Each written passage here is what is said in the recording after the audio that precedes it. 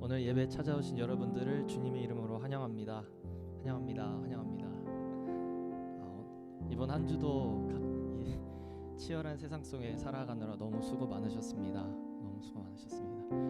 이 시간 이제는 온전히 주님께만, 우리 예배 받으시기 합당하신 주님께 우리가 마음 들여 예배 드리기를 원합니다. 다 함께 자리에 일어나셔서 살아계신 하나님 아버지께 한 마음으로 이렇게 고백했으면 좋겠습니다. 사랑의 주님, 우리를 그토록 기다리고 우리를 원하시는 주님 앞에 오늘도 우리가 이 시간 주님께 최선의 것을 올려드리길 원합니다. 우리의 분주한 그런 생각과 마음들을 다 내려놓고 이 시간 살아계신 주님의 이름을 높이며 주님께 진정으로 마음 다해 예배할 때에 성령님 이 시간에 임재하시고 세상이 줄 수 없는 그 참됨, 그 안식을 누릴 수 있는 시간 되게 하여 주시옵소서.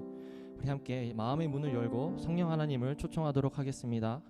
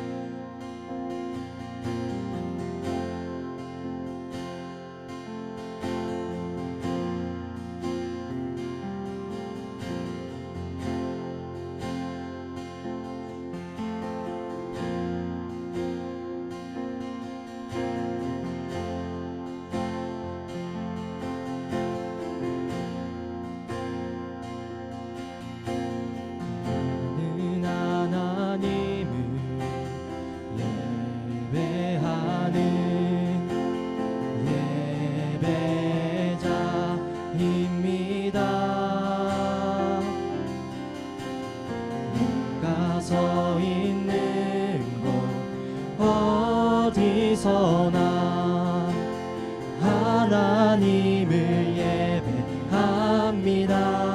나는 하나님을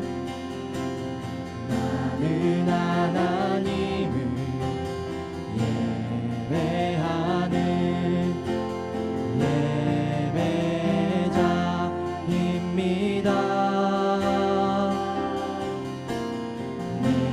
서 있는 곳 어디서나 하나님을 예배합니다. 내 영혼 거룩한 은혜를 향하여 내 마음 완전한 하나님 향하여 이곳에서 바로 이 시간 하나님을 예배합니다. 나는 하나님을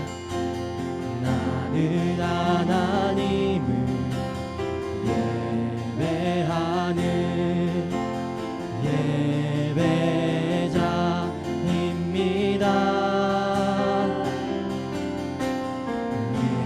서 있는 곳 어디서나 하나님을 예배합니다. 내 영혼 거룩한 은혜를 향하여 내 마음 완전한 하나님 향하여 이곳에서 바로 이 시간 하나님을 그렇습니다. 주님, 이 시간 주님만 예배하길 원합니다. 내 영혼 거룩한 은혜를 향하여 내 마음 완전한 하나님 향하여 이곳에서 바로 이 시간 하나님을 예배하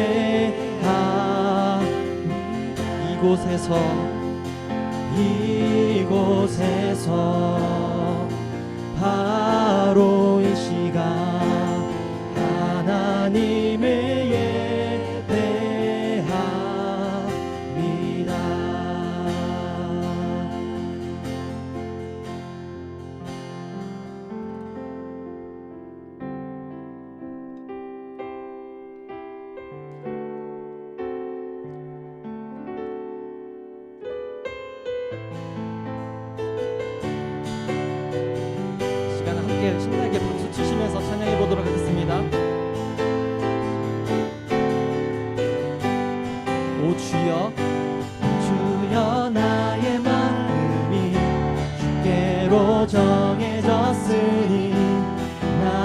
나는 주 찬양하리라. 깨어라 나의 영혼아, 비파와 수금 들어라. 새벽에 내가 찬양하리라. 다시 한 번 더. 오 주여, 주여 나의 마음이 주께로 정해졌으니 나는 주 찬양하리라. 깨어라 나의 영혼아, 비파와 수금 들어라. 새벽에 내가 찬양하리라.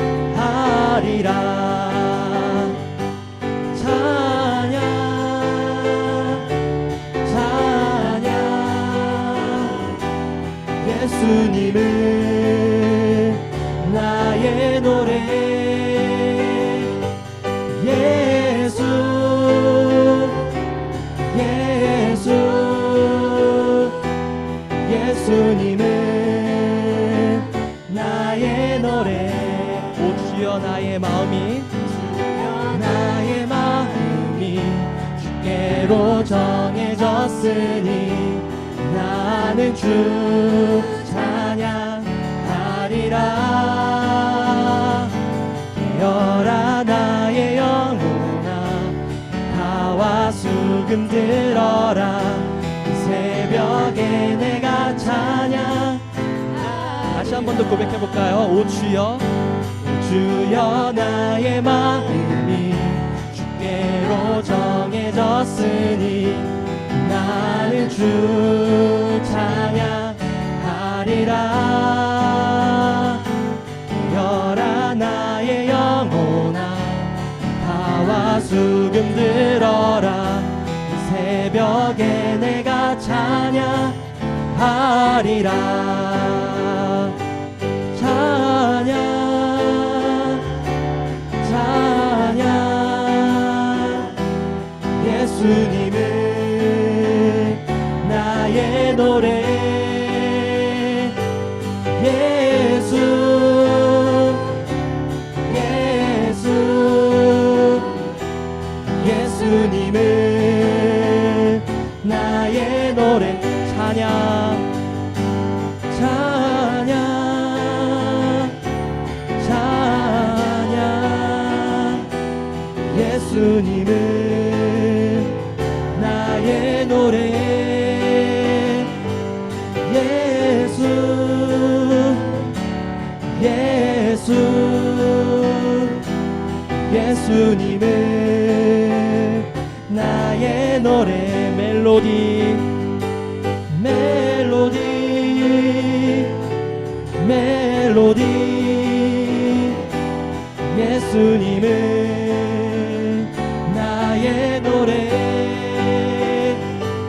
멜로디 멜로디. 예수님은 나의 노래. 나의 가장 낮은 마음 주께서 기뻐하시고 작은 일에 큰 기쁨을 느끼게 하시는도다. 내가 지쳐 무력할 때 주님 내게 힘이 되시고 아름다운 하늘나라 내 맘에 주시는도다. 우리에게 축복하신 하나님 사랑, 낮은 자를 높여주시고 아름다운 하늘나라 허락하시고 내 모든 것 예비하시네. 찬양함의 기쁨을 감사함의 평안을 간구함의 하나님 알도록 하셨네. 나의 가장 낮은 마음, 나의 가장 낮은 마음 주님께서 기뻐하시고 작은 일에 큰 기쁨을 느끼 쉬게 하시는도다. 내가 지쳐 무력할 때 주님 내게 힘이 되시고 아름다운 하늘나라 내 맘에 주시는도다. 우리에게 축복하신 하나님 사랑 낮은 자를 높여주시고 아름다운 하늘나라 허락하시고 내 모든 것 예비하시네. 찬양함의 기쁨을 감사함의 평안을 간구함의 하나님 알도록 하셨네. 우리에게 축복하신 하나님 사랑 낮은 자를 높여주시고 아름다운 하늘나라 허락하시고 내 모든 것 예비하시네. 찬양함의 기쁨을 감사함의 평안을 간구함의 하나님 알도록 하셨네. 찬양함의 기쁨을 감사함의 평안을 간구함의 하나님 알도록 다시 한 번 더 고백해 보겠습니다. 찬양함의 기쁨을 감사함의 평안을 간구함의 하나님 알도록 하셨네. 지금 우리에게 새 생명을 허락하신 하나님 아버지 힘찬 영광의 박수 올려드립시다. 오늘 영광 받아 주시옵소서.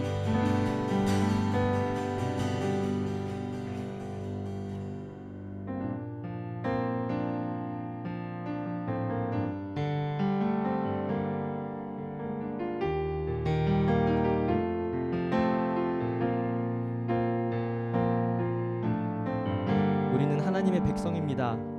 아멘. 주님이 다시 오시는 그날까지 우리는 주님이 그 부르시는 자리에서 주님이 원하시는 모습으로 살아가기를 소망하는 마음으로 다 함께 이 찬양을 고백했으면 좋겠습니다.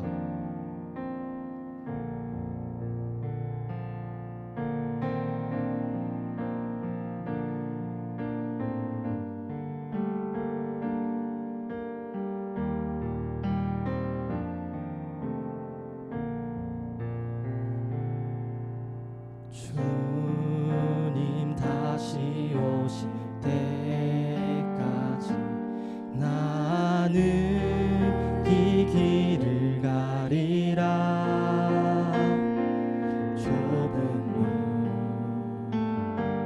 좁은 길 나의 십자가 지고 나의 가는 이 길 끝에서 나는 주님을 보리라. 영광의 내 주님 나를 맞아주시리. 주님 다시 오실 때까지 나는 일어나 달려가리라. 주의 영광 온 땅 덮을 때 나는 일어나 노래하리. 내 사모하는 주님 온 세상 구주시라.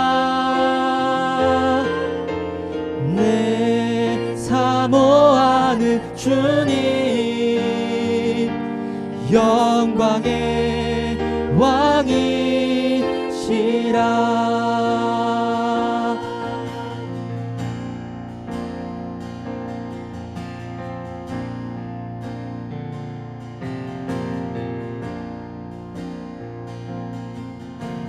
주님 다시 오실 때까지 나는 이 길을 가리라. 좁은 길 나의 십자가 지고 나의 가는 이 끝에서 나는 주님을 보리라. 영광의 내 주님, 나를 맞아주시네. 주님 다시 오실 때까지 나는 일어나 달려가리라. 주의 영광 온 땅 덮을 때 나는 일어나 노래하리. 내 사모하는 주님, 온 세상 구주시라. 내 사모하는 주님, 영광의 왕이시라. 내 사모하는 주님, 내 사모하는 주님, 온 세상 구주시라. 내 사모하는 주님, 영광의 왕이시라. 주의 인자가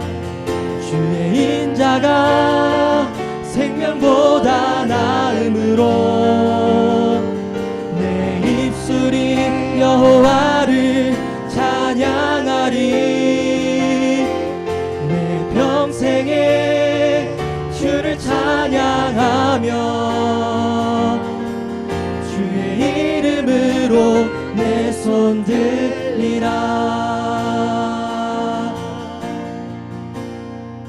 하나님이시여,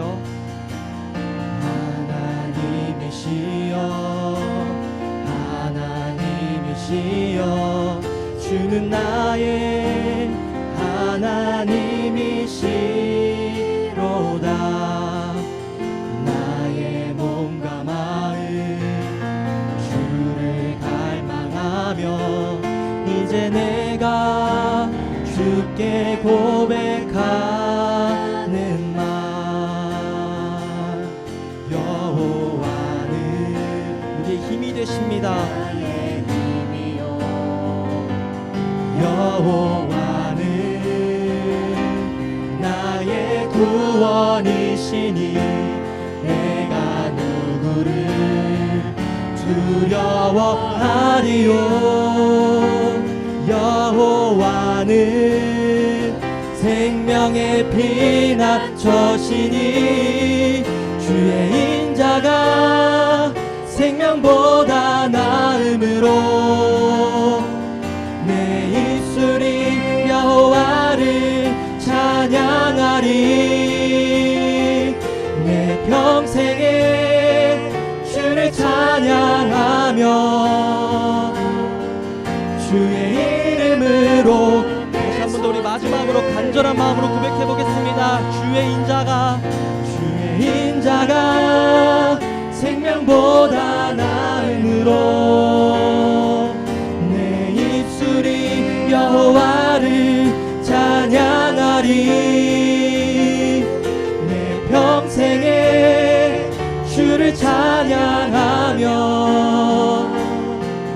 주의 이름으로 내 손 들리 내 평생에 주를 찬양하며 주의 이름으로 내 손 들리라.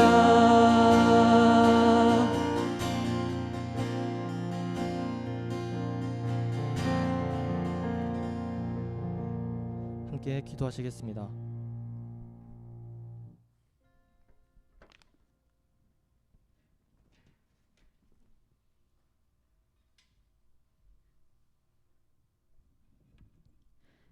함께 기도드리시겠습니다.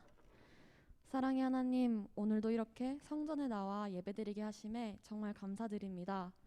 코로나로 인해 예배를 성전에서 드리지 못했던 시간들을 통해서도 저희의 신앙을 돌아보게 하시고 진정한 내 삶의 주인이 누구인가를 드러내 주셔서 감사합니다.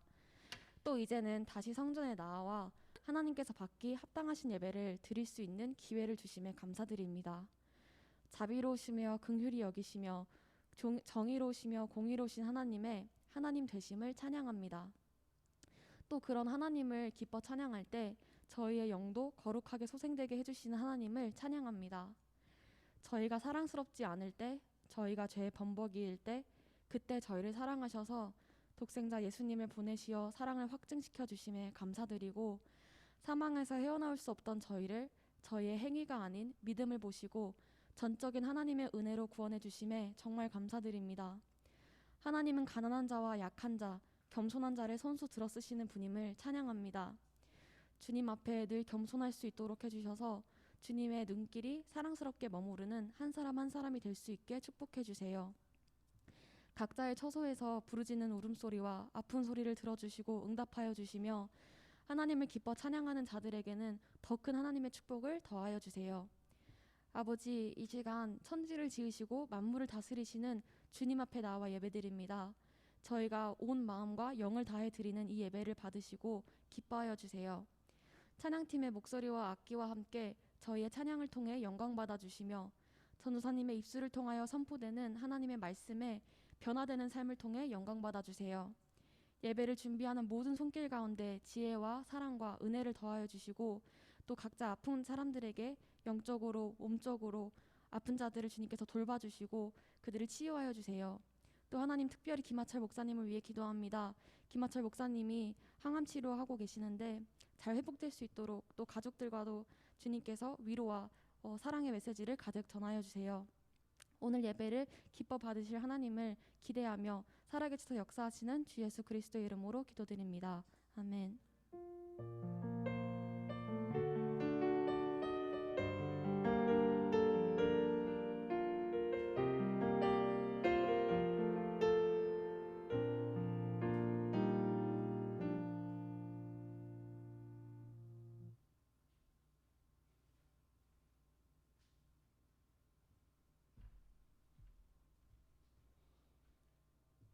오늘 우리에게 주시는 하나님의 말씀은 출애굽기 34장 6절에서 7절 말씀입니다.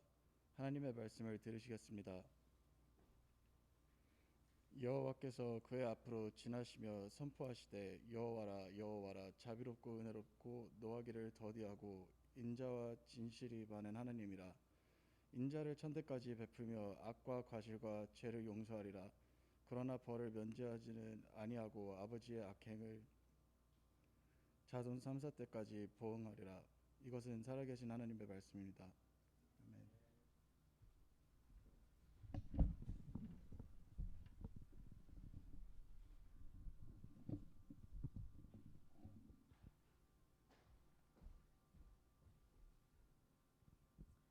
네, 할렐루야. 네, 우리 옆에 계신 옆에 계신 분들에게 한번 함께 인사할까요? 만나서 반갑습니다. 환영합니다. 함께 인사하시면 좋겠어요. 네. 자, 우리는 지금 교회에서 계속해서 생명의 삶을 가지고 큐티를 나누고 있어요. 오늘도 또 8월달 큐티 교재를 나눠드릴 거니까요. 받아가셔서 함께 참여해 주시면 좋을 것 같아요. 지난주까지 저희가 묵상했던 책은 출애굽기였습니다. 출애굽기가 드디어 내일까지 하면 이제 끝이 나요. 근데 이제 출애굽기 마지막 쪽에 가면서요, 하나님께서 성막을 만들라고 하는 그러한 명령을 내리시고요. 그 성막에 각각에 들어가는 그 재료들과 기구들을 어떻게 만들라고 아주 구체적으로 말씀해 주셨어요. 그것들을 모세를 통해서 하나님께서 이루어 가셨어요. 드디어 성막이 만들어졌어요. 그러면서 출애굽기가 끝이 납니다. 그런데 이 과정이 여러분들 잘 아시는 것처럼 쉽지만은 않았어요. 그 과정 가운데 막 여러 가지 위기가 있었는데 가장 컸던 위기는 아무래도 출애굽기 32장에 나왔던 금송아지 사건이었어요. 여러분 기억나시는지 모르겠지만 하나님께서 모세에게 지침을 주고 계시는 동안에 밑에 있던 이스라엘 백성들이 모세가 너무 안 내려오니까 죽은 줄 알고, 그래서 우리에게 하나님 대신 신을 만들어 달라고 해요. 아론에게. 그래서 아론이 금부치를 녹여가지고 송아지를 만들어요. 그때 하나님께서 너무 노하셔가지고, 사실 그 전까지도 하나님께서 많이 참아주셨거든요. 그런데 여러 번 참으시다가 이때 너무 노하셔서 이스라엘 백성들을 다 멸하시겠다고 하셨어요. 그런데 그때 모세가 목숨 걸고 하나님께 그 이스라엘 백성과 하나님 사이에 서서 이스라엘 백성을 용서해 달라고 기도합니다. 그게 중보기도의 대표적인 샘플이 돼요. 그때 하나님께서 모세의 기도를 들으시고 그 마음을 돌이키셔서 이스라엘 백성들을 혼내시기로 하셨던 것을 마음을 돌이키세요. 그때 하나님께서 모세에게 하신 말씀이 오늘 저희가 읽은 본문 말씀이에요. 이때 하나님께서 내려오셔서 모세에게 뭐라고 하시냐면, 나는 이러한 존재야. 나는 나의 성격은, 나의 성품은 이러이러해 라고 직접 얘기해 주신 부분이 오늘 본문 말씀이에요. 그래서 오늘 본문 말씀은 하나님께서 하나님이 어떠하신지를 직접 얘기해 주신 몇 안 되는 성경 구절 중에 하나예요. 이걸 가지고 저희가 하나님이 어떠한 분이신지를 함께 묵상해 보자 합니다. 자, 그러면 34장 6절 말씀을 제가 다시 한번 읽어 드릴게요.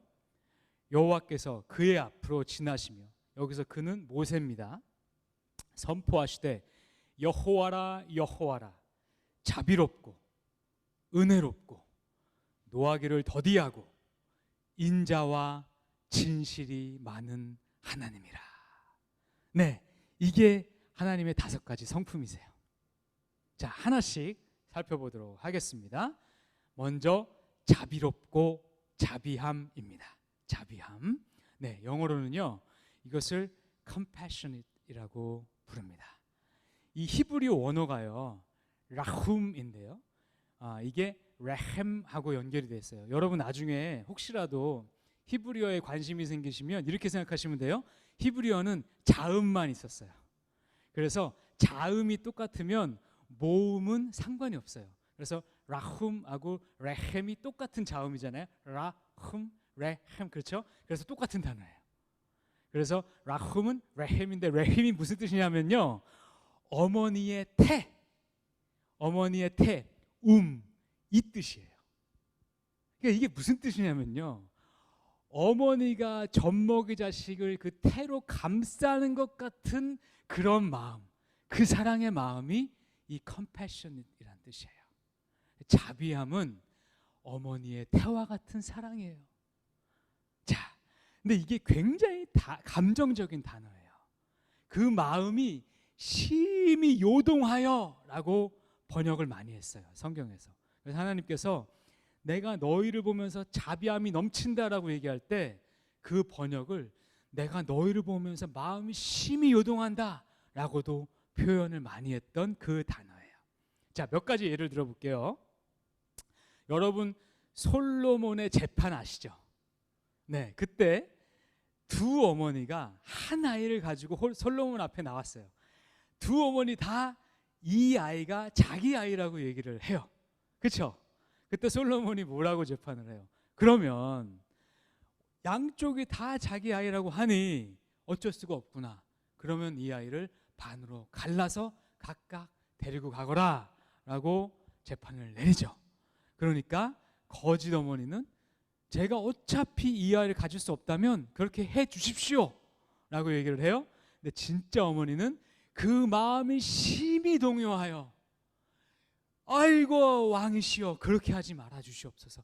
그러면 차라리 저 어머니가 이 아이를 가져가게 해주십시오 라고 할 때 나왔던 단어가 이 자비함 compassionate rahem입니다.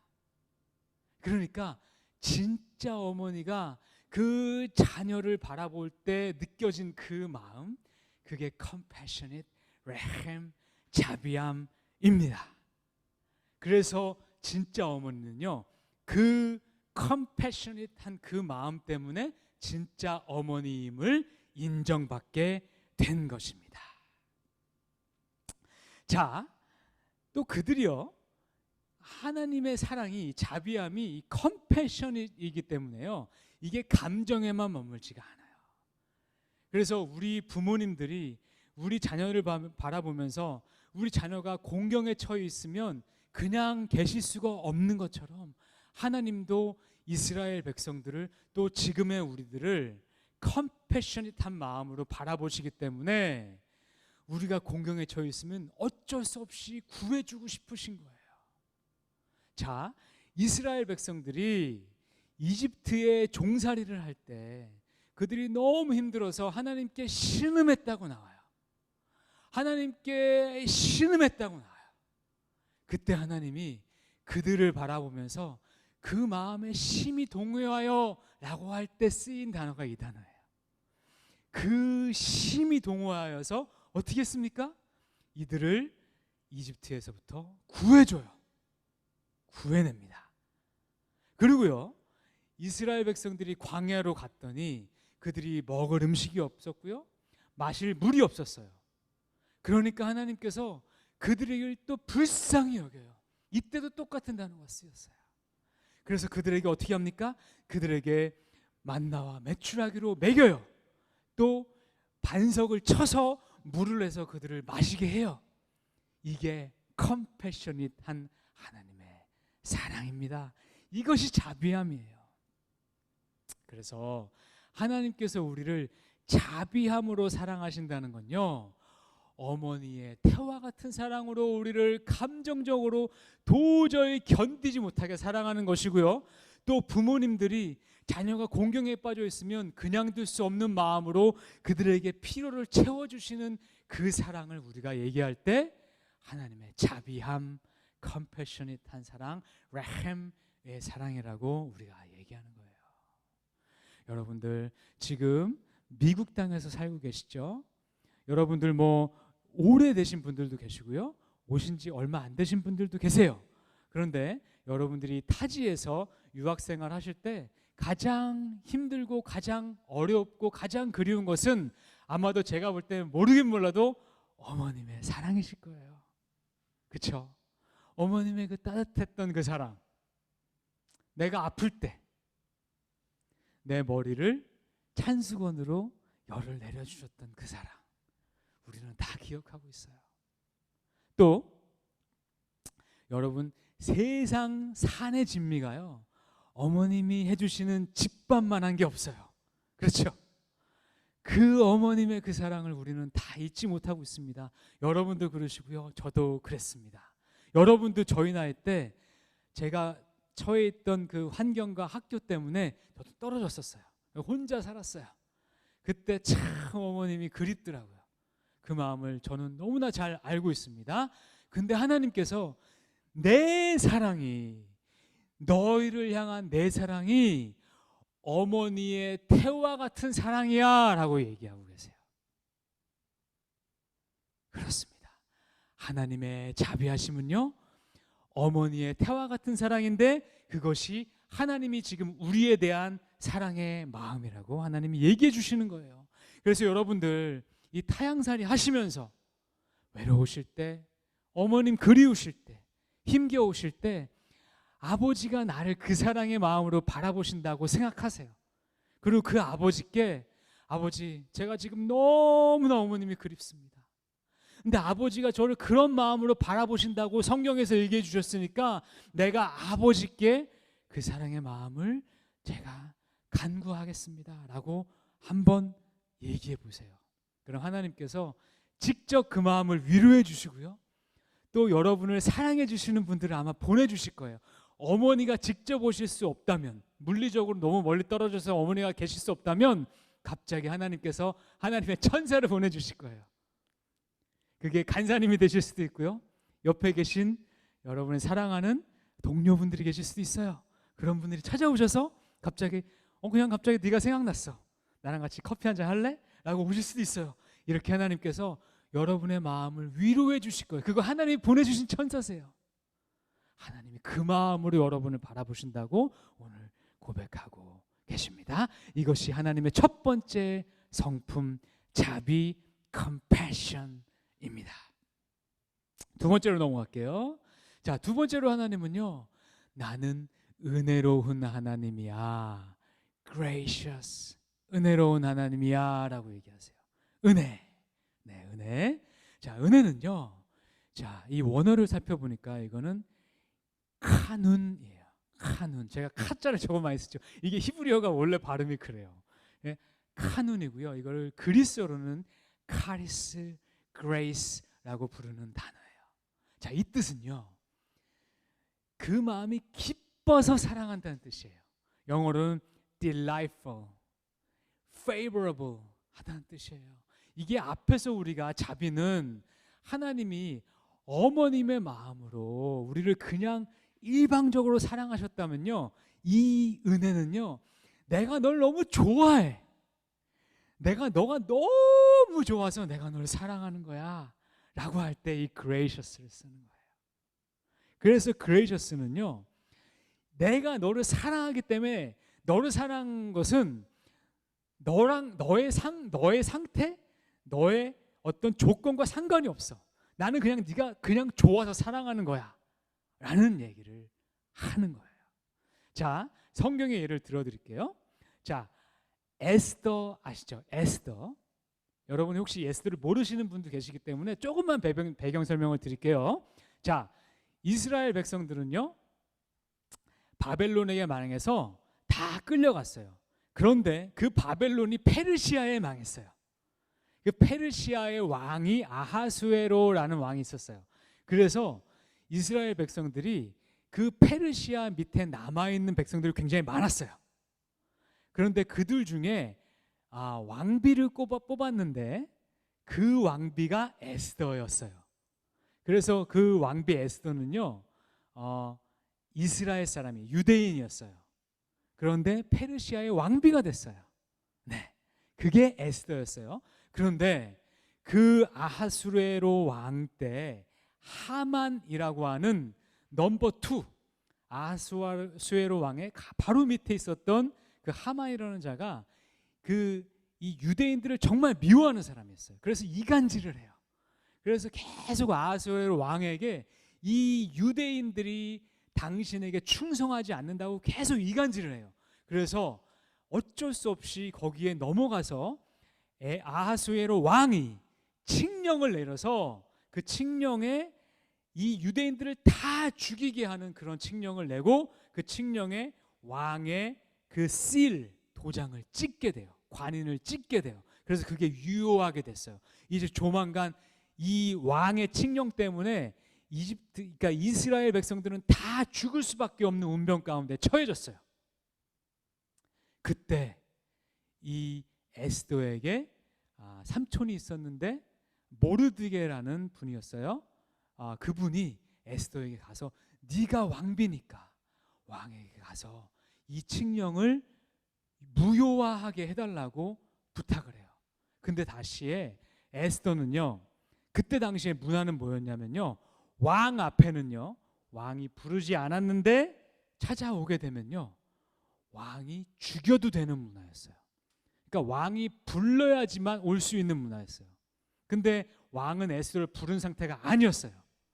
근데 왕에게 가서 그 얘기를 해야 되잖아요. 그러니까 그때 한 말이 그 유명한 말, 내가 죽으면 죽으리이다 라는 말을 에스더가 하고 가요. 근데 그냥 가지 않고 3일을 금식하면서 기도해요. 그리고 모든 이스라엘 백성들에게 나를 위해서 기도하게 해달라고 부탁해요.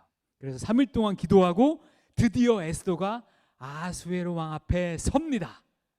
그러고 나서 아하수에로 왕에게 이렇게 얘기해요. 제가 왕에게 은혜를 구합니다. 이때 쓴 단어가 grace예요. 그래서 어떻게 됐냐면요, 아하수에로 왕이 에스더 왕비를 너무 사랑해서 그녀를 죽이지 않고요, 그녀의 부탁을 들어줘요. 그래서 나중에 결국은 이스라엘 백성들이 다 다시금 살아남게 되고요, 그러한 계략을 비웠던 하만이 죽게 돼요. 그런 놀라운 일들이 벌어지게 돼요.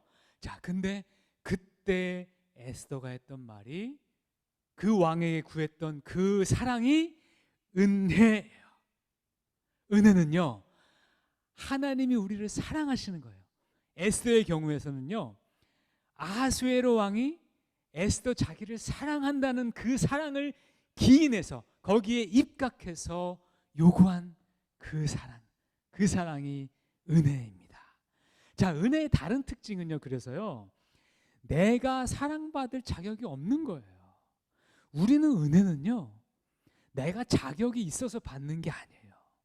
하나님이 나를 일방적으로 사랑하시기 때문에 내가 그 은혜를 받을 수 있는 거예요. 아멘. 자, 그래서 우리는 가끔 이런 얘기를 해요. 내가 이렇게 하나님께 부끄러운데, 이렇게 죄도 많이 졌는데, 내가 이렇게 하나님 앞에 서기에 참 내 스스로 봐도 부끄러운데, 근데도 하나님이 나를 사랑한다고요? 성경의 대답은 yes입니다.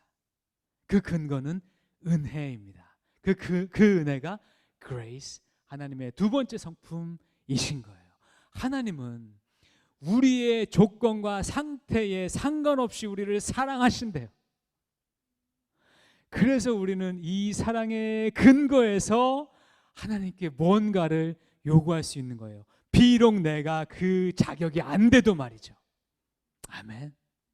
자, 시편에 보니까 시편 기자들이요, 공경에 처했을 때, 또 내가 너무나 힘들 때, 내가 정말로 많은 사람들에게 대적이 있을 때 하나님 앞에 나아가서 하나님 당신의 은혜를 구합니다 라고 기도했어요. 그게 무슨 말이냐면요, 하나님, 나는 하나님의 사랑을 받을 자격이 없는 줄 제가 압니다.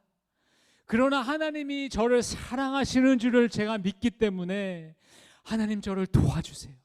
저를 사랑해 주세요. 저를 이 공경에서부터 구해 주세요 라고 말한 거예요. 자, 우리도 그렇게 할 수 있는 거예요. 그 근거가 하나님의 두 번째 성품, 은혜, grace인 것입니다. 제가 6학년 때였어요. 자, 지금 6학년 때, 저도 여러분과 같이, 일부 여러분과 같이 이렇게 초등학교, 주일학교부터 쭉 거쳐서 왔어요. 그러니까 얼마나 이렇게 많은 상들을 받았겠어요. 근데 제가 나름대로 잘해서 받은 상들은 하나도 기억이 안 나요. 근데 제가 잘하지도 않았는데 받은 상이 하나 있어요. 그게 6학년 때 받은 상이었어요. 그래서 저는요, 지금도 주일학교에서는 상을 좀 후하게 줘야 된다고 주장하는 사람 중에 하나인 거예요. 저는 정말 상을 받을 자격이 없었어요. 저는 6학년 때 굉장히 저희 집안이 힘들었어요. 정말로 힘들었어요. 그래서 제가 하나님께 좀 반항도 많이 했어요.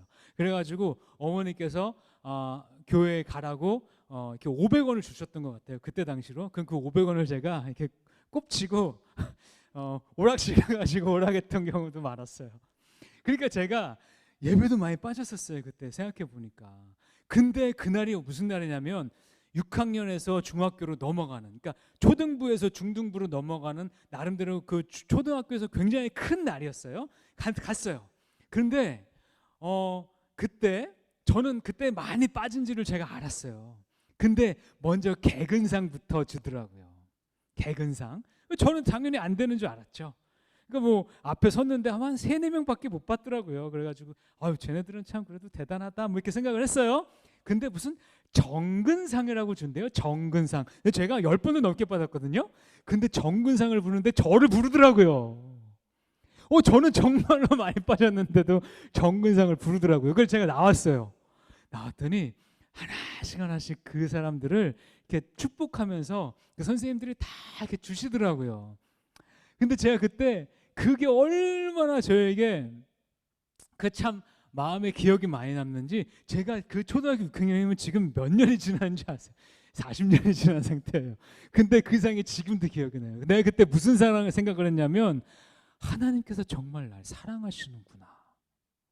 그래서 내가 이렇게 엉터리 방터리로 6학년 생활을 했는데도 불구하고 중학교 가는데 그 날은요, 그 상을 받을 때는 저는 이미 하나님 앞에 은혜를 받은 때였어요. 왜냐하면 제가 초등학교 6학년 겨울방학 때 가서 하나님을 진짜로 찐하게 만났거든요. 그러니까 하나님께 완전히 마음을 돌아선 상태였어요. 그러니까 하나님이 너가 나를 사랑하고 내게 온 것을 기억해서 너에게 상을 주마 라고 얘기하신 것 같더라고요.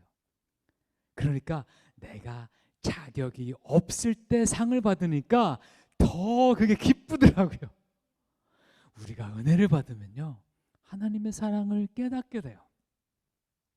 이것이 하나님의 은혜인 거예요. 아멘. 이것이 두 번째 하나님의 성품이에요.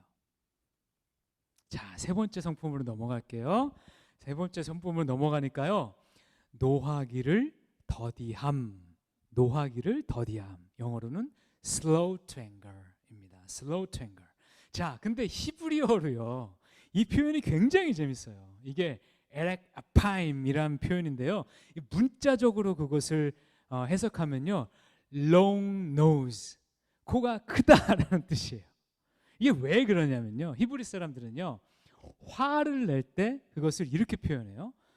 코가 빨갛게 탄다, 이렇게 표현을 해요. 그러니까 우리가 화가 나면 뭐 코가 막 시뻘겋게 탈 수도 있잖아요. 뭐 만화 같은 데서는 그렇게도 많이 표현하죠. 그 표현이 여기서 나온 거예요. 그러니까 히브리 사람들은 화를 난다라고 할 때 코가 벌겋게 탄다라고 표현을 하는 거예요. 그런데 하나님께서 코가 크다라고 하시면요, 그렇게 빨리 코가 빨개지지 않는다는 거예요. 한참 걸린다는 거예요. 그것이. 네. 그 표현이라서 노하기를 더디한다는 것은요, 그렇게 표현하는 거예요. 하나님이 코가 있으실까요?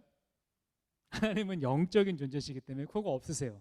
그런데 이렇게 표현하신 것은요, 우리로 하여금 하나님이 그런 분이심을 잘 이해하도록 그렇게 비유적으로 얘기해 주신 것이죠. 자, 그러면 실질적으로 하나님이 노하기를 더디하신다는 것은 무슨 뜻일까요? 성경에 보면, 특히 구약을 보면 하나님은 징계하시는 분이시잖아요. 그렇죠?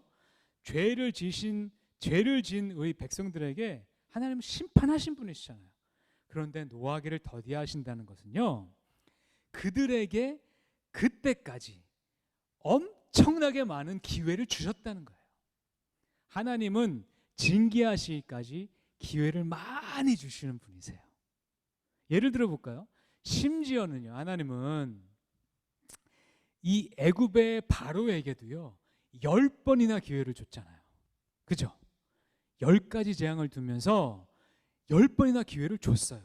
사실 바로가 10번 기회를 통해서 한 번이라도 진짜로 그가 회개했다면, 돌이켰다면, 죄의 길에서 멀어졌다면 바로는 살 수 있었어요. 근데 10번째 기회를 다 버리고 그는 마지막에도 결국은 이 이스라엘 백성들을 죽이기 위해서 자기 군대를 보냈어요. 그렇죠? 그랬기 때문에 그가 멸망하게 된 것입니다. 이게 하나님이 노하기를 더디한다는 뜻이에요. 자, 두 번째 뜻은요, 하나님이 직접 나타나셔서 그들을 징계하시기보다는요, 주변에 있는 사람들 또한 자연 법칙을 통해서 자연스럽게 그들이 징계받도록 하신다는 뜻이에요. 자, 이스라엘 군대가 홍해 바다에 수장됐죠. 이스라엘 백성 따라가다가, 그죠? 그런데 그 바다는, 그들을 삼킨 바다는요, 그 바다가 어떻게 된 거냐면 중력으로 자연스럽게 채워진 거예요. 하나님은 이스라엘 백성들이 건널 때는 은혜를 베푸셔서 그 바다가 갈라지도록 기적을 베풀어 주셨어요. 그런데 이스라엘 백성들이 이집트 군대가 딱 들어오면서부터는요, 그들에게는 하나님이 은혜를 베푸실 필요는 없는 거예요. 그죠? 그러니까 그 은혜를 싹 걷어가 주셨어요. 그러니까 바다가 중력에 의해서 채워진 겁니다. 악인이 망할 때는 이런 방법으로 하나님이 망하게 하세요. 하나님이 직접 개입하셔서 그들을 바다가 가만히 있는 이집트 군대를 바다가 덮쳐버린 게 아니라요. 그들이 바다 가운데 들어갔고요. 그건 자기의 선택이었습니다. 그런데 하나님은 은혜의 손을 걷어가셨을 뿐입니다. 그러니까 자연스럽게 그들이 진멸되게 된 것입니다. 이게 하나님의 노하기를 더디하시는 성품이에요. 자, 그래서 우리가 노하기를 더디하시는 성품을 이해하면서 우리가 오해하면 안 되는 게 두 가지가 있어요. 첫 번째는 뭐냐면요, 내가 죄를 졌어요. 내가 죄인 줄 알아요. 왜냐? 내 양심도 얘기하고요, 성경에도 쓰여 있기 때문에 알아요. 근데 나에게 아무런 일도 일어나지 않아요. 그럼 우리는 오해할 때가 있어요. 이 정도는 괜찮은가 보다. 이 정도는 괜찮나 보네. 그리고 한 번 더 나가요. 자, 이거 굉장히 위험한 거예요. 하나님은 우리가 죄를 딱 짓자마자 바로 개입하시는 분이 아니세요. 왜요? 노하기를 더디하시기 때문에 그러신 분이세요. 그런데 우리 마음 가운데 양심이 먼저 얘기를 해줘요. 그리고 말씀에 쓰여 있어요. 그러면 우리는 노하기를 더디하시는 하나님을 계속해서 화나게 하는 게 지혜로운 게 아니고요, 내가 그 마음을 깨닫고 스스로 돌이키는 자가 지혜로운 자인 거예요. 자, 이게 노하기를 더디하시는 하나님의 성품을 아는 지혜로운 자인 거예요. 자, 두 번째는요, 세상을 살다 보면요, 악인이, 죄인이 잘 되는 경우가 굉장히 많아요. 우리 주변에. 그렇죠? 그때 우리가 하나님의 성품을 생각하고 이것이 옳은 것이라고 우리가 따라가면 안 되는 거예요. 자, 여기에 대해서 예수 그리스도께서 말씀해 주신 비유가 있어요. 자, 그것이 마태복음에 나와요. 13장에 가라지 비유라고 나오는 굉장히 유명한 비유예요. 제자들이 와서 뭐라고 얘기하냐면요, 예수님께 이렇게 물어봐요. 자, 이렇게 좋은 알곡을 심어놨어요. 그런데 거기에 가라지도 심겼대요. 가라지도 심겼대요. 그랬더니 예수님께서 뭐라고 얘기하시냐면요, 그러니까 제자들은 이렇게 기대했을 거예요. 그러면 이 가라지들을 지금 빨리 뽑을까요? 라고 물어본 거예요. 그때 예수님께서 놔둬라. 밤사이에 원수가 가라지들을 심었다. 그런데 이들을 지금 뽑지 말고 추술 때까지 그냥 놔둬라 라고 얘기해요. 노하기를 더디하시는 하나님이신 거예요. 그 추수 때가 되면 알곡은 알곡대로, 쭉정이는 쭉정이대로 모아질 것이다. 그래서 알곡은 창고로, 쭉정이는 타는 불 가운데로 들어가게 될 것이다 라고 예수님이 설명해 주세요.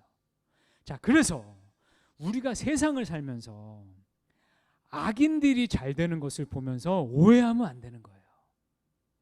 악인들의 잘 되는 것은요, 노하기를 더디하시는 하나님께서 추순날까지, 심판날까지 기다리고 계시는 겁니다. 그래서 우리가 그걸 보면서 저 사람들은 저렇게도 잘 되네, 그럼 나도 저들을 따라가야지 라고 생각하면, 그러면 하나님을 오해하는 거예요. 그렇게 되면 우리가 하나님을 따라가는 삶을 살게 되는 게 아니라요, 세상 지혜를 따라가는 삶을 살게 되는 거예요. 악인의 잘됨, 이것은 구약에서 계속적으로 반복적으로 얘기 나왔던 거예요. 전도서에서 또 하박국에서 계속 강조했던 거예요. 공통된 의견은 뭐냐? 악인이 잘 될 수 있다, 이 땅 가운데. 그러나 그것은 굉장히 일시적인 것이다. 하나님의 공의로운 심판은 반드시 임할 것이다. 이것이 성경의 가르침입니다. 우리는 그것을 믿는 자들이에요. 그래서 하나님의 노하심을 더디하시는 성품을 기억하는 자는요, 악인의 잘됨을 보고 부러워하지 않는 거예요. 아시겠죠? 자, 우리가 하나님의 노하심을 더디하심을 우리가 기억하면서 이러한 지혜로운 자들이 되기를 축복합니다. 자, 그럼 네 번째 성품으로 넘어가겠습니다. 네 번째 성품 인자함으로 우리 한글 성경에는 번역되어 있는데요. 이것은 여러분이 들어보셨을 법한 그러한 원어 단어예요. 헤세드입니다. 헤세드. 들어보셨죠? 헤세드. 예, 헤세드. 사랑의 한 종류예요. 자, 그래서 영어로는요. 이것을 loyal love라고 번역을 많이 했어요. 자, 이 이유가 뭐냐면요. 헤세드는요.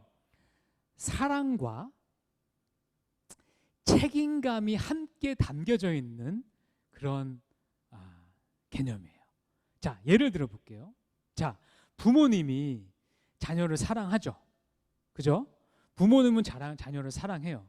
근데 부모님이 되면 저희 계신 간사님은 아실 거예요. 자녀가 24시간 365일 사랑스러운 건 아니에요. 아시겠죠? 어떨 땐 정말 때려 XX 하고 싶을 때도 있어요. 그럼에도 불구하고 사랑해요. 왠 줄 아세요? 그럼에도 불구하고 사랑해요. 왠 줄 아세요? 쟤네들이 내 태에서 나온 아이이기 때문이에요. 그것은 부모의 커미트먼트, 부모로서의 커미트먼트에서 나오는 사랑이에요. 자, 이것이 헤세드예요. 자, 여러분, 그러면 헤세드는 약간 의무적인 사랑이네, 그건 별로 가치가 없는 거네라고 생각하실 수 있는데 그렇지 않습니다. 여러분, 이게 얼마나 우리에게 축복인지 몰라요? 왠지 아십니까? 여러분, 하나님 앞에 항상 사랑스러우신가요? 아니죠. 저는 아니에요. 여러분은 그러신지 모르겠어요. 근데 저는 아닐 때도 있어요. 그럼에도 불구하고 하나님이 사랑이 변치 않는 것은 이 헤세드 사랑이기 때문인 거예요. 아멘. 이게 은혜인 겁니다. 아멘. 자, 그렇습니다. 그래서 이 헤세드의 사랑이 우리에게 있다는 것은, 하나님의 헤세드 사랑이 하나님의 성품이신 것은 우리에게 큰 축복인 거예요. 자, 또 하나의 헤세드의 특징은 뭐냐면요. 또 하나의 헤세드의 특징은요. 그것이 이런 커미트먼트에서 나오는 것뿐만 아니라 인간적인 그 보호하심의 발로에서 나오는 거예요. 이 헤세드가 또 하나 쓰인 좋은 대표적인 예가 있어요. 그게 누구냐면요. 룻기의 룻이에요. 여러분, 룻 혹시 잘 모르시는 분들을 위해서 조금만 더 요분도 설명드릴게요. 자, 룻은 이 유대인이 아니었어요. 자, 근데 그 시어머니 나오미가 베들레헴 사람이었어요. 근데 이 시어머니가 이 이방 땅에 가서 이 남편과 함께 이방 땅에 갔다가 남편도 죽고 두 아들도 다 죽었어요. 완전히 과부가 됐어요. 근데 그 며느리가 룻이었어요. 그런데 그 당시는 여인이 혼자 살 수 없는 사회 구조였어요. 지금은 뭐 여성분들이 솔로로 사실 수 있는 사회 구조죠. 그런데 당시는 직업을 구할 수도 없었고 또 직업 가운데 사회적으로 보호받을 수도 없었어요. 그래서 남자가 없으면 살 수가 없었어요. 그런데 룻은, 그 나오미는 가만히 자기 이 며느리를 보니까 아직 젊기 때문에 빨리 가서 남편을 새로 구하는 것이 이 룻이 살 수 있는 유일한 방법이었다고 생각한 거예요. 그래서 너는 나를 떠나서 너의 고향으로 가서 다른 남편을 만나서 살거라라고 얘기해요. 근데 룻이 자기랑 동일한 처지가 된 이 시어머니 나오미를 보니까 그 마음이 너무 안 된 거예요. 내가 나마저 이 시어머니를 떠나게 되면 이 사람은 어떻게 산단 말인가? 이 사람은 늙었는데, 그리고 나랑 산 그 마음이 있는데, 세월이 있는데, 그래서 그때 마음이 정말 강하게 동해요. 그래서 나에게 떠나라고 하지 마십시오. 내가 당신과 함께 하겠나이다. 다시는 그런 말씀하지 마십시오 라고 해요. 그것이 헤세드예요. 그것이 헤세드예요. 그래서 헤세드의 사랑은요, 희생이 동반돼요. 자기 희생이 있어야 돼요.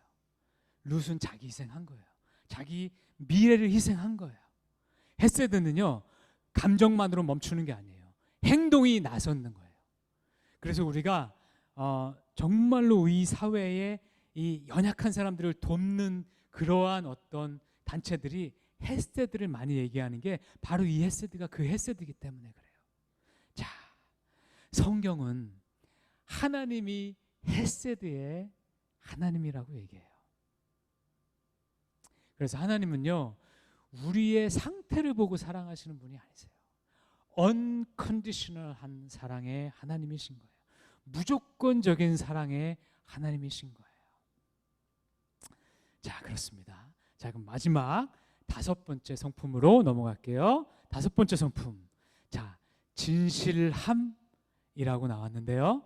이거는 faithfulness에 좀 더 가깝습니다. 이게 히브리어로 보니까 에멧인데요. 에멧이 우리가 매일 하는 아멘이에요. 아멘. 아멘은 그것이 맞습니다. 그 말이 옳습니다라는 뜻이거든요. 자, 그래서 에멧은 truth라는 이 truth 사실이라는 것과 연결되지만 조금 더 가까운 뜻은 신뢰할 만하다라는 뜻이에요. 자, 요 단어가 쓰였던 가장 좋은 그 예는요. 자, 모세가 이스라엘 백성이 아말렉 군대랑 싸울 때 모세가 두 팔을 들고 손을 들었어요. 기도를 했어요. 그때 한쪽은 아론이 그 손을 받쳐주고요. 다른 한쪽은 훌이 그 손을 받쳐줬어요. 그래서 손이 받쳐져 있을 때, 위로 올라가 있을 때는 이스라엘이 이겼어요. 근데 팔이 힘이 빠져가지고 내려가면 이스라엘이 졌어요. 그러니까 안 되겠다 싶어가지고 양쪽에서 받쳐준 거거든요. 그때 모세의 팔이 신뢰하다, 든든히 섰다라고 할 때 모세의 팔이 에멧했다라고 얘기가 나와요. 그러니까 이 에멧은 무슨 뜻이냐면요, 든든하다, 믿을만하다. 이 사람한테 맡기면 내가 확실해 라고 느껴지는 사람 있죠, 여러분. 여러분 누군가 부탁할 때 아유, 이 사람한테 부탁하면 더 이상 확인 안 해도 돼 라는 사람 있죠. 그럴 때 쓰는 게 에멧이에요. 하나님이 나는 에멧이야 라고 얘기하시는 거예요. 너희들이 나는 믿어도 돼 라고 얘기하는 거예요. 아멘. 얼마나 좋아요. 하나님이 이러신 분이시래요. 자, 근데 성경을 볼 때 하나님이 신뢰하실 만한 분이심을 가장 믿었던 대표적인 두 인물이 있습니다. 그 첫 번째는 아브라함입니다. 창세기 15장 6절 말씀을 제가 공독해 드릴게요. 아브라함이 여호와를 믿으니 여호와께서 이를 그의 의로 여기시고. 자, 두 번째 인물은 다윗입니다. 사무엘상 17장 45절 말씀입니다. 다윗이 블레셋 사람에게 이르되 너는 칼과 창과 단창으로 내게 오거니와 나는 만군의 여호와의 이름 곧 내가 모욕하는 이스라엘 군대의 하나님의 이름으로 내게 가노라. 아멘. 자, 이 두 말이 나왔던 배경을 조금만 같이 생각해 볼게요. 자, 아브라함은요 당시 86세였어요. 근데 아브라함과 사라에게는 자녀가 없었어요. 그죠? 그런데 하나님이 두 번째 나타나셔서 내가 너를 통해서 큰 민족을 이룰 거야 라고 얘기를 하셨어요. 아니, 이 얘기를 이미 11년 전에도 하셨어요. 하나님은 75세 때도 하셨어요. 근데 내가 11년을 기다렸어요, 아브라함이. 근데도 아무런 자식도 주지 않으셨어요. 이제는 정말로 여러분 86세인데 애를 낳을 수 있을까요? 사라는 이미 경이 끝난 상태였어요. 자, 그런데 하나님이 또 얘기하신 상태였어요. 그런데 아브라함이 이 말씀을 믿었어요. 왜요? 하나님은 신뢰할 만하시니까. 하나님이 주신다고 하면 기적적으로라도 어떻게 만들어 주실 수 있으니까. 왜? 하나님은 생명을 창조하시는 분이시니까. 인간적인 방법으로 불가능하다면 하나님의 방법으로 하실 수 있으니까 라고 믿었던 거예요. 그게 아브라함의 믿음이에요. 그게 지금 창세기 15장 6절 말씀이에요. 그랬더니 하나님이 아브라함의 믿음을 그의 의로 여기셨대요. 이게 이신칭이 믿음으로 말미암아 의롭게 되는 첫 번째 성경 구절이에요. 나중에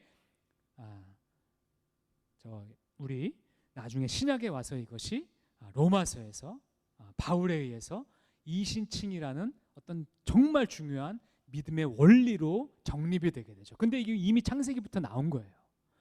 의로 여김 받는 것은 믿음으로 되는 거예요. 이게 아브라함 얘기였고요. 다윗은요. 여러분 정말 이게 정말 재밌어요. 이 말씀이. 자, 블레셋은 팔레스타인이에요. 지금 그러니까 가나안 땅 지금 현재 팔레스타인 그 민족이에요. 그 사람들이 지금도 꽤 등치가 커요. 여러분 나중에 갈 일 있으면 한번 가서 보세요. 왜냐하면 그들이 해양 민족이에요. 그쪽 원주민들이 아니라요. 저 그리스 뭐 사이프러스 이쪽에서 온 해양 민족. 굉장히 옛부터 기골이 장대한 민족이에요. 그래서 이들 가운데 거인들이 많았어요. 특히 다윗이 만났던 골리앗은 지금으로 따지면 3m였어요. 3m. 서장훈이 227? 아니죠. 207? 네. 뭐 그리고 제일 큰 사람이 뭐 한 227 정도. 근데 3m예요. 3m. 그런데 똑같은 거인을 본 반응을 한번 보세요. 자, 가데스 바네아에서 모세가 12명의 정탐꾼을 보냈을 때 그들이 가서 본 사람들이 블레셋의 거인들이었어요. 그들이 갔다 와서 뭐라 그래요? 여호수아와 갈렙만 빼고 나머지 10명이 그들이 너무 커요. 그들이 너무 커서 우리는 메뚜기 같아요 라고 얘기했어요. 그죠? 그런데 다윗은 똑같은 그 사람이에요. 블레셋 그 골리앗을 보고 너는 칼과 창과 단창으로 나오거니와 나는 네가 모욕하는 이스라엘 군대의 하나님의 이름으로 나아가노라 라고 얘기해요. 어떻게 그럴 수 있어요? 하나님 믿을만 하니까, 하나님 신뢰할 만 하니까 그렇게 할 수 있는 거예요.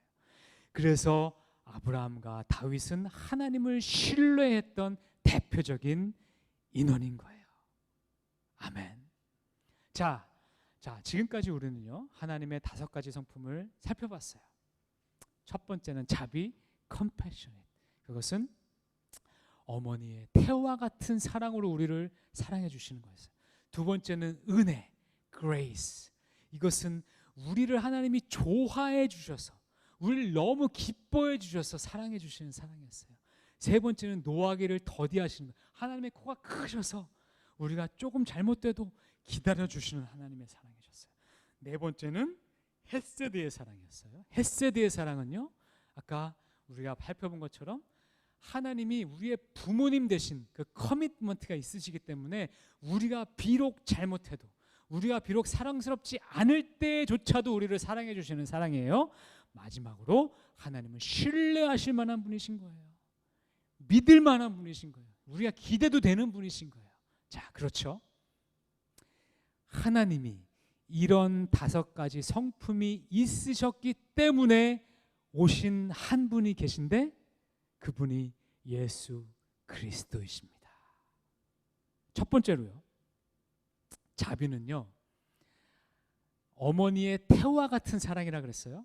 하나님이 어머니의 태와 같은 사랑으로 이스라엘 백성들을 사랑했음에도 불구하고 이스라엘 백성은 계속해서 하나님을 반역하고 멀어졌어요. 그래서 그들이 결국 목자 없는 양과 같이 하나님으로부터 멀어졌어요. 그러니까 하나님께서 너무나 그것이 안타까워서 그들에게 자기의 분신과 같은 예수 그리스도를 이스라엘 백성의 목자로 보내주셨어요. 그래서 예수님은 하나님의 이러한 자비하심의 발로예요. 자, 두 번째로 우리는 은혜는요 우리가 받을 자격이 없음에도 불구하고 하나님이 주시는 사랑이라고 얘기 드렸죠. 그런데 하나님이 주신 이 예수 그리스도야말로 우리가 정말로 받을 자격이 없음에도 불구하고 우리에게 주신 분이세요. 여러분, 예수님이 우리에게 하나님이 보내주셨다는 이 사실은요 우리가 너무 어렸을 때부터 많이 들었기 때문에 사실 잘 이것을 통해서 감동이 안 될 때도 있어요. 너무 익숙해져 버린 때일 때도 있어요. 그러나 우리가 그 익숙함을 때로는 좀 걷어내야 돼요. 정말로 다시 한번 그 의미를 생각해 보세요. 왜 이분이 우리에게 보내셨지? 한 번만 다시 한번 그 속으로 들어가 보세요. 우리는 그 은혜를요 상상도 할 수가 없어요.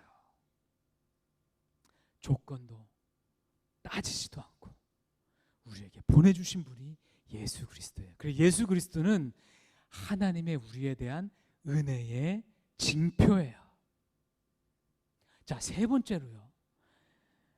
하나님이 보내셨던 예수님은 첫 번째로 오실 때는요, 피 흘리는 어린 양으로 오셨어요. 제물로 오셨어요.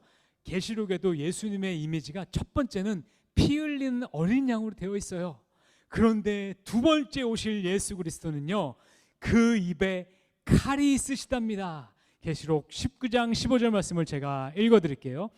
그의 입에서 예리한 검이 나오니 그것으로 만국을 치겠고 친히 그들을 철장으로 다스리며 또 친히 하나님 곧 전능하신 이의 맹렬한 진노의 포도주 틀로 밟겠고. 자, 이 말씀 보니까 예수 그리스도의 다시 오실 때는요, 그 날카로운 검이 있는데 그것을 만국을 치리 한대요. 그러니까 예수님이 다시 오실 때는요, 하나님의 그 심판주로서 오신다는 것을 나타내 주시는 거예요. 자, 이게 뭡니까? 하나님이 노하기를 더디한다고 하셨죠? 자, 그런데 예수님이 다시 오시는 게 우리가 생각한 것보다 굉장히 늦어지고 있어요. 신약을 썼던 초대교인들은요, 예수님이 곧 오실 거라고 믿었어요. 기원 후 1세기 사람들이에요.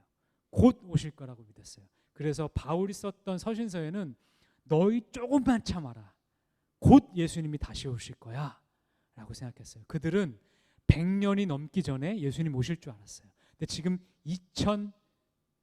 2021년이에요. 굉장히 늦어지고 있죠, 예수님 오실 때. 이거 왜 그래요? 하나님이 노하기를 더디하시기 때문에 그러신 거예요. 그런데 예수님 안 오시는 분 아니십니다.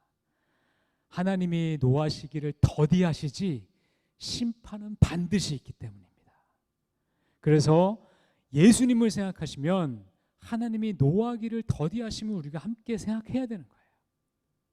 자, 넷째로 헤세드 사랑은요, 희생이 필요하다고 말씀드렸습니다.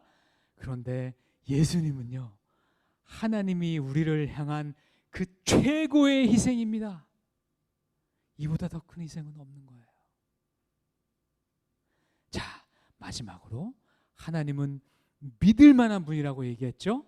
자, 그리고 그 하나님을 믿을 만한 분, 그 대표적인 인물이 아브라함과 다윗이라고 말씀드렸어요. 그런데 마태복음, 신약의 첫 번째 책 마태복음은 첫 시작을 예수님의 족보로 시작하는데요, 거기에서 강조하는 바는 뭔지 아세요? 예수님이 아브라함과 다윗의 자손으로 태어났다는 거예요. 그래서 예수님을 보면요, 우리는 하나님이 믿을 만한 분임을 생각하게 되는 거예요. 구약에서는요, 메시아가 나타날 것이라는 것을 수백 번 예언해 줬어요. 그리고 하나님은 믿을 만하시기 때문에 그 말씀을 예수님을 보내주셔서 이루어 주셨어요. 그렇기 때문에 예수님을 바라보면 우리는 하나님을 믿을 수 있는 거예요. 이처럼 우리 하나님의 5가지 성품은요, 예수 그리스도 안에 다 담겨져 있어요. 우리는 예수 그리스도를 바라보시면 하나님의 5가지 성품을 떠올릴 수 있는 겁니다. 자, 오늘 저는요, 여러분들을 하나님의 사랑 가운데로 초청합니다. 오늘 말씀에서 본 것처럼 그 어느 것도 우리를 하나님의 사랑으로 나아가는데 막을 자는 없습니다. 사도 바울은 나중에 그래요. 사망도 그 어떤 권세도 어떤 것도 우리를 하나님의 사랑으로부터 끊을 자가 없도다라고 말해요. 왜 그렇습니까? 하나님의 5가지 성품 가운데 그게 다 녹아있기 때문이에요. 우리가 잘못할 때도 하나님은 우리를 사랑하신대요. 우리가 조금 못나 보일 때도 하나님은 우리를 기뻐하신대요. 이것이 하나님이 나는 이런 존재야 라고 스스로 우리에게 밝혀주신 하나님의 성품입니다. 그래서 우리는 하나님 앞으로 담대하게 나아갈 수 있는 겁니다. 비록 내가 부족할지라도, 오늘 나의 모습이 부끄러울지라도 우리는 하나님의 보좌 앞으로 담대하게 나아가는 겁니다. 못 믿겠다고요? 그러면 예수님을 생각하세요. 예수님을 바라보세요. 그러면 우리는 믿을 수 있는 거예요. 그래서 예수님은 하나님의 사랑의 징표인 겁니다. 여러분 모두를 하나님의 변치 않는 이 따뜻한 사랑 가운데로 초청합니다. 우리 함께 찬양하며 나아가시겠습니다.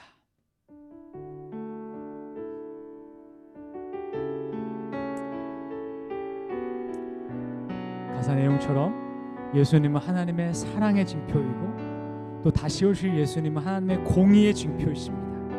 그분을 생각하면서 우리가 하나님의 사랑 가운데로 나아가게 되는 저와 여러분 되시기를 축복합니다. 예수 하나님의 공의,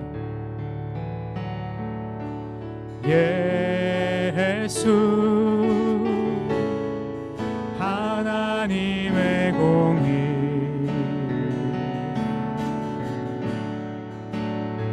주 독생자 그의 나라 임하시네. 예수 제물이 되신 주, 예수 제물이 되신 주, 영광 중에 그의 나라 임하시네. 주의 나라 영원하며, 주의 나라 영원하며 그의 영광 무궁하리. 아멘. 왕의 위엄과는 여기 이제 임하였으니 주의 주권과 아멘, 주의 통치 아멘, 주의 나라 힘과 권세 임한 예수 하나님의 사랑, 예수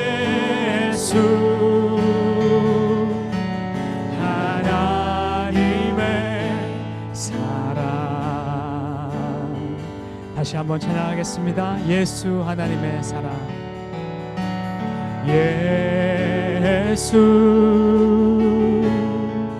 하나님의 사랑, 주 은혜와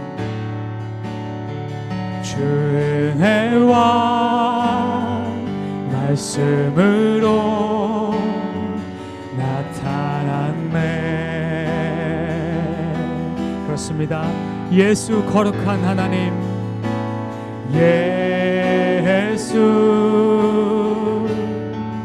거룩한 하나님,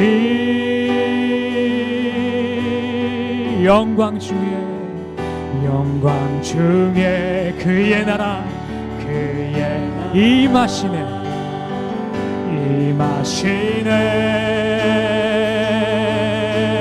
주의 나라 영원하며, 주의 나라 영원하며 그의 영광 무궁하리. 아멘. 왕의 위엄과 능력이 이제 임하였으니 주의 주권과 주의 통치와 주의 나라 힘과 권세 임하네. 힘과 권세 임하네. 예수 하나님의 공의, 예수 하나님의 다시 한번 고백하겠습니다. 주의 나라 영원하며, 주의 나라 영원하며 주의 영광 무궁하리. 왕의 위엄과 능력이 아멘 이제 임하였으니 주의 주권과 주의 통치와 주의 나라 힘과 권세 임하네. 주의 나라 힘과 권세 임한 예수 하나님의 공의. 아멘. 예수 하나님의 공의. 다시 한번 예수 하나님의 공의. 예수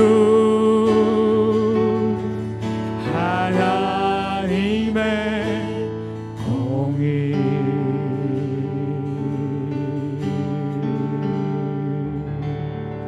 아멘.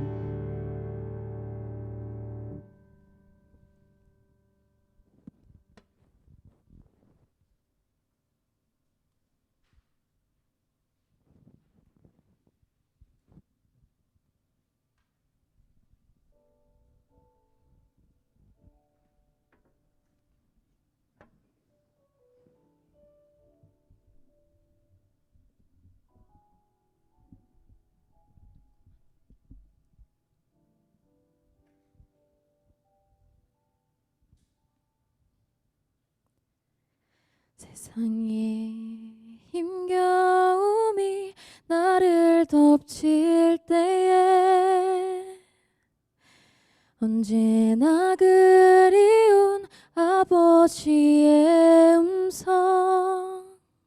다시 할까요? 조금만 키워주셔도 될 것 같아요. 감사합니다.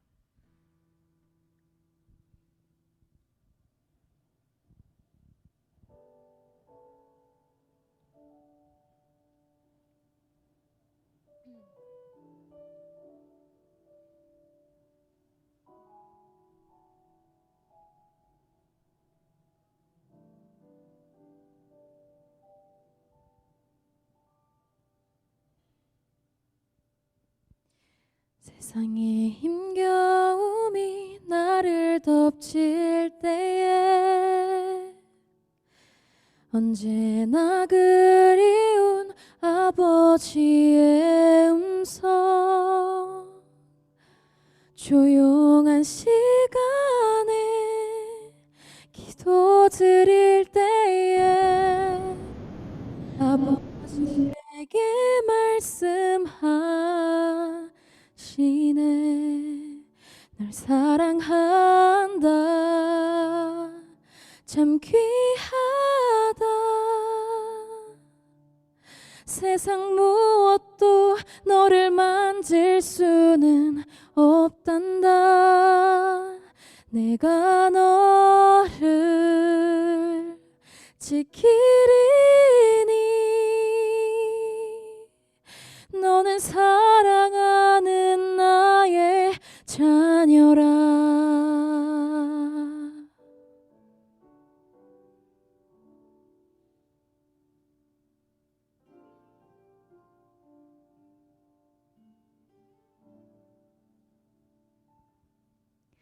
세상에 힘겨움이 나를 덮칠 때에 언제나 그리운 아버지의 음성. 조용한 시간에 기도 드릴 때에 아버지 내게 말씀하시네. 널 사랑한다. 참 귀하다. 세상 무엇도 너를 만질 수는 없단다. 내가 너를 지키리니 너는 사랑하는 나의 자녀라.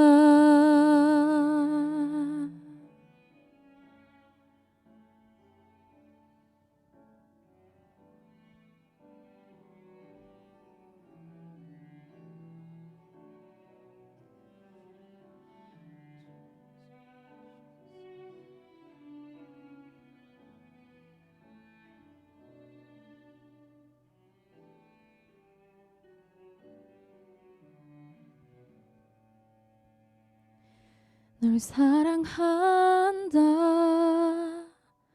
참 귀하다. 세상 무엇도 너를 만질 수는 없단다. 내가 너를 지키리니 너는 사랑하는 나의 자녀라. 아멘. 감사합니다.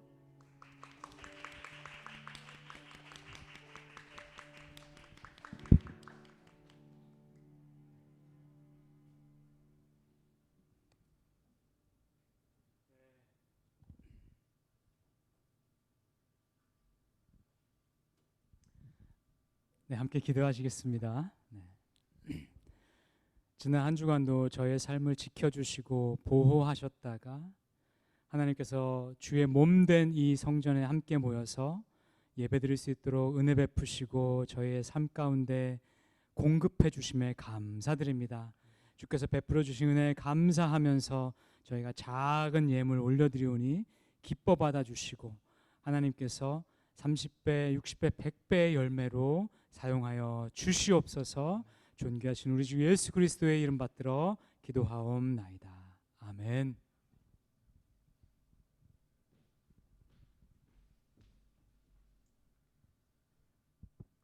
네, 오늘 AKBC 청년부 예배에 나와주신 모든 분들을 주님의 이름으로 환영합니다. 네, 계속해서 예약 미리 하시고 예배 시간 맞춰서 저희 예배당에 오시면 될 것 같습니다. 문으로 들어오셔서 온도 체크 꼭 하시고 당분간 계속 마스크 착용해 주시기 바랍니다. 헌금 봉투와 두부는 들어오실 때 가지고 들어오시면 되고요. 영적으로 갈급하신 모든 분들 계속해서 예배 진행이 됩니다. 줌으로도 계속 하고 있으니까 예배 잊지 마시고 예배 꼭 참석해 주셔서 위로와 하나님과 함께 하시는 좋은 시간 되시길 바랍니다.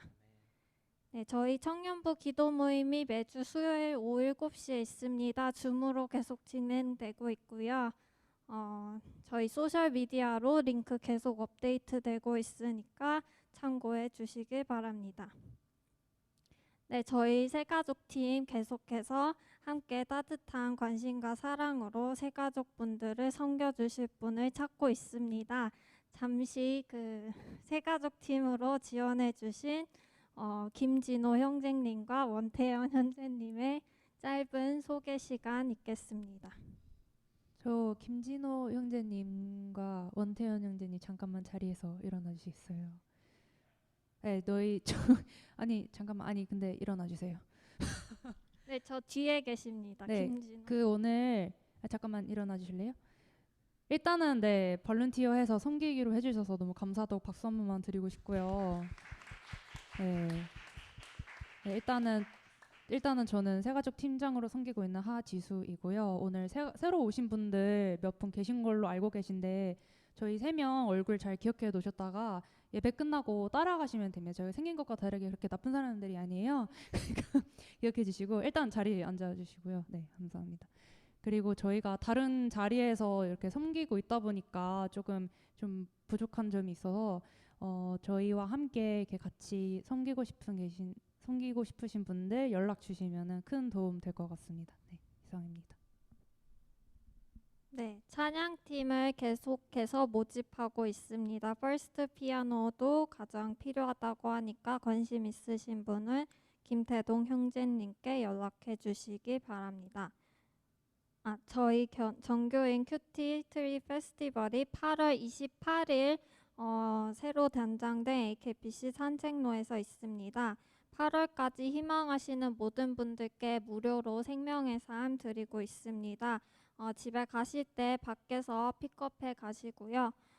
지정 헌금으로 큐티 사역 후원하실 수 있습니다.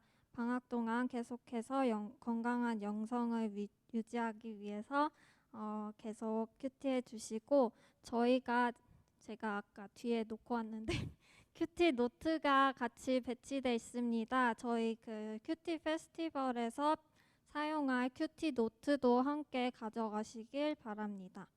계속해서 김하철 목사님의 항암 치료와 저희 청년부의 모든 중보 기도 필요하신 분들을 위해서 계속해서 기도해 주시길 바랍니다.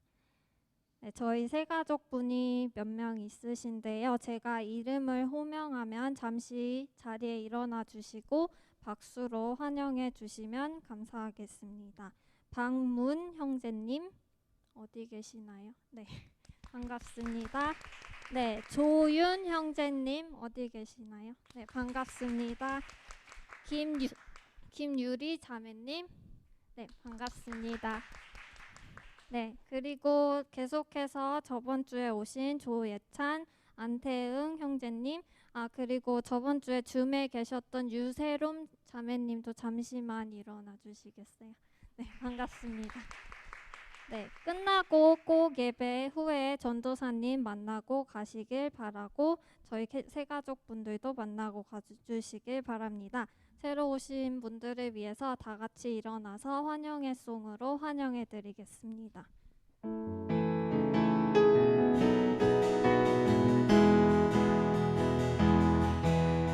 당신은 하나님의 사랑 그 아들 주시기까지 소중한 존재 당신의 그 삶을 통하여 주님의 사랑 세상이 알리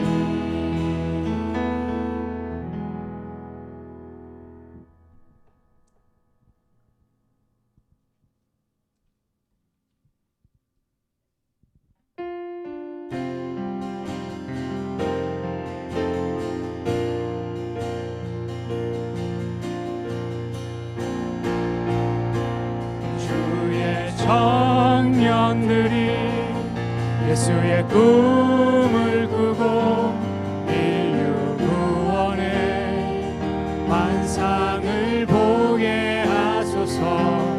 한 손에 복음 들고 한 손에 사랑을 들고 온 땅 구석 누비는 나라 되게 하소서.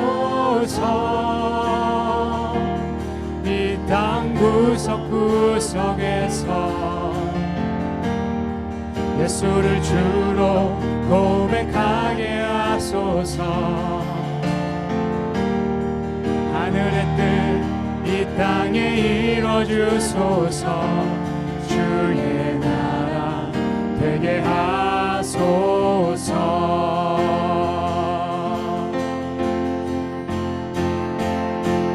주의 청년들이 예수의 꿈을 꾸고 인류 구원의 환상을 보게 하소서. 한 손에 복음 들고 한 손에 사랑을 들고 온 땅 구석구석 누비는 나라 되게 하소서.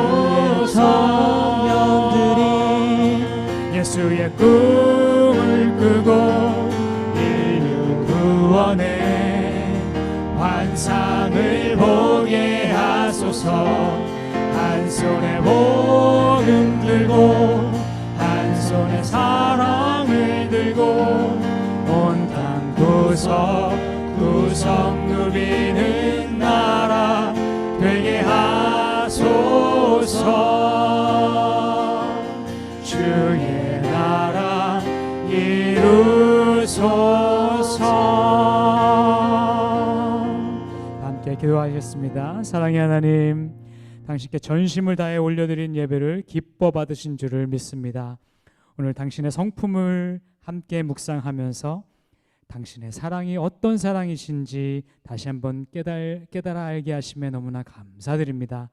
저희가 말씀에 의지하여서 당신께로 담대히 나아가는 자 되게 하여 주시옵소서. 그 어느 것도 아버지의 사랑에서 우리를 끊을 것이 없다는 사도 바울의 고백을 기억하며 하나님의 그 크신 사랑에 잠기는 저희 되게 하여 주시옵소서.